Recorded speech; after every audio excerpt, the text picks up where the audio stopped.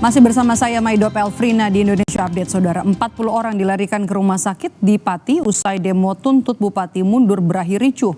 Termasuk Kapolsek Pati Kota yang terluka akibat benturan di kepala. Namun di tengah puncak kemarahan warga, Bupati Pati enggan mengikuti tuntutan warga. Amarah warga tumpah di samping kantor Bupati Pati. Polisi yang menjaga demonstrasi jadi pelampiasan. Kami sengaja tidak menayangkan utuh visual ini karena mengandung unsur kekerasan. Tapi bukan hanya polisi, pengunjuk rasa turut jadi korban. Sebagian besar korban dibawa ke rumah sakit karena sesak napas akibat menghirup gas air mata. Ada pula yang patah tulang karena berdesakan saat melarikan diri. Sebagian korban luka dilarikan ke RSUD Dr. Suwondo Pati. Dari data Polda Jawa Tengah, 12 polisi terluka dalam bentrok demo tuntut Bupati Pati mundur. Termasuk Kapolsek Pati Kota yang terluka akibat benturan di kepala. Dari 12 tadi kemudian sudah dilakukan perawatan. Sekarang yang dirawat inap tinggal satu, Pak Kapolsek Kota. Untuk kondisinya seperti apa, Dan?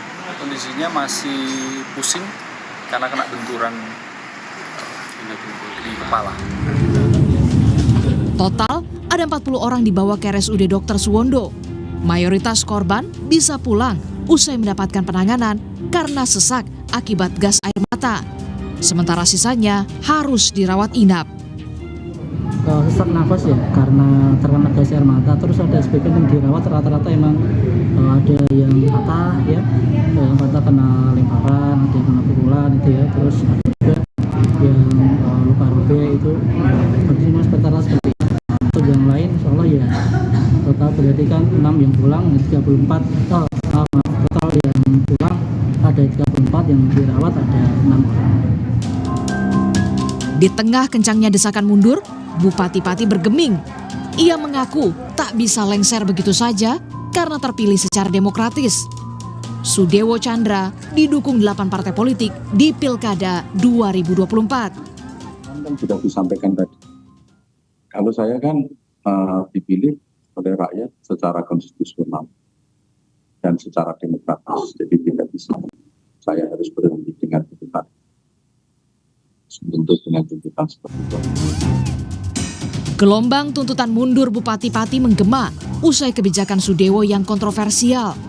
Mulai dari kenaikan PBB hingga 250%, kebijakan sekolah 5 hari, hingga efisiensi RSUD RAA Suwondo yang berujung PHK honorer tanpa pesangon. Kini, belum genap 6 bulan kepemimpinannya, Sudewo harus menghadapi hak angket yang mulai digagas DPRD Pati. Tim Liputan Kompas TV. 6 orang luka masih dirawat di RSUD Dr. Suwondo usai demo ricuh tuntut Bupati mundur. Salah satunya adalah pengunjuk rasa yang pingsan saat mencoba menyelamatkan seorang anak. Awal kronologinya saya waktu itu lagi bantu teman-teman yang sedang melakukan aksi ngasih Papsoden, karena saya bawa Papsoden. Itu lokasinya di sekitaran daerah alun-alun sama dekat tempat makan. Saya habis dari barat terus ke timur untuk nolong anak kecil yang kena gas air mata. Saya kasih Papsoden.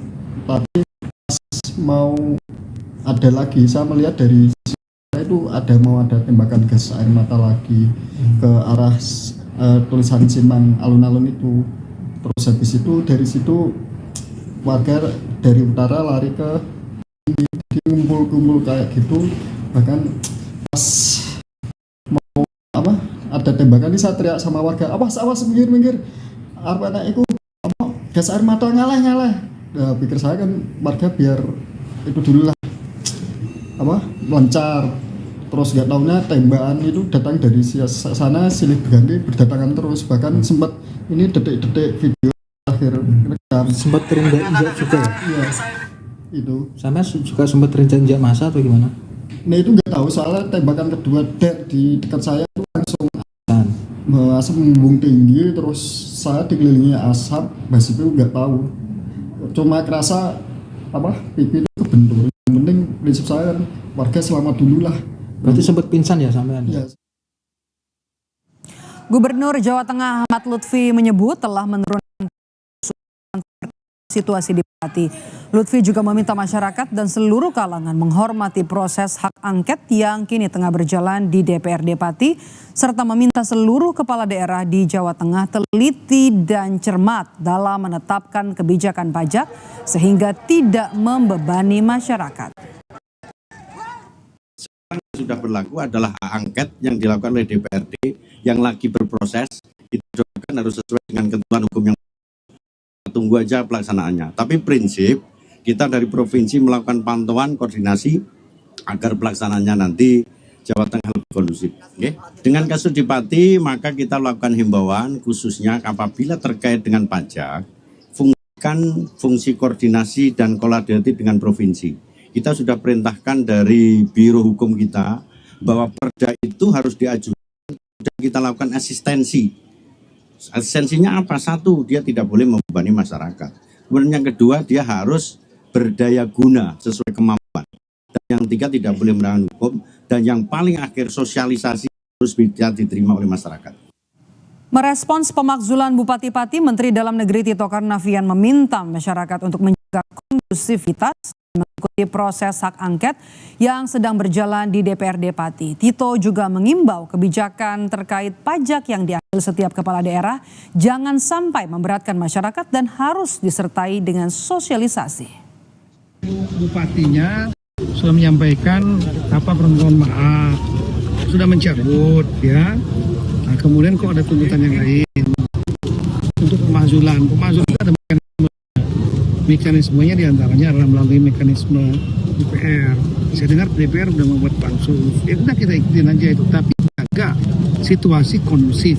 Saya mohon rekan-rekan kepala daerah yang lainnya, setiap mengeluarkan kebijakan yang berhubungan dengan pajak, retribusi, jangan sampai memberatkan masyarakat. Lakukan bertahap saja, jangan bertahap. Itu selama penghitungan MJUP juga harus hati-hati. Ya. Jadi jangan sampai memberatkan masyarakat, prinsip utamanya itu. Dan lakukan sosialisasi.